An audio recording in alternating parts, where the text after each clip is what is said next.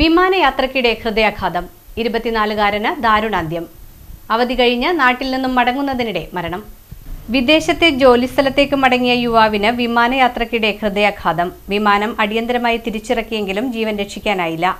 Puthenvelikkara Thuruthur Olattupurath Tomy Vincent, Mary Nimmi ദമ്പതികളുടെ മകൻ മെബിൻ ടോമിയാണ് അന്തരിച്ചത്. സ്ലൊവേനിയയിലേക്കുള്ള മടക്കയാത്രയ്ക്കിടെ ഹൃദയാഘാതം മൂലമായിരുന്നു അന്ത്യം. സ്ലൊവേനിയയിൽ ജോലി ചെയ്തിരുന്ന മെബിൻ അവധി കഴിഞ്ഞ് 23-നാണ് നാട്ടിൽ നിന്നും മടങ്ങിയത്. ഒമാനിൽ നിന്നാണ് സ്ലൊവേനിയയിലേക്ക് വിമാനമുള്ളത്. വിമാനം പറന്നുയർന്ന ഉടൻ മെബിന് ഹൃദയാഘാതം സംഭവിക്കുകയായിരുന്നു. തുടർന്ന് വിമാനം അടിയന്തരമായി തിരിച്ചിറക്കി ഒമാനിലെ ആശുപത്രിയിൽ എത്തിച്ചെങ്കിലും ജീവൻ രക്ഷിക്കാനായില്ല.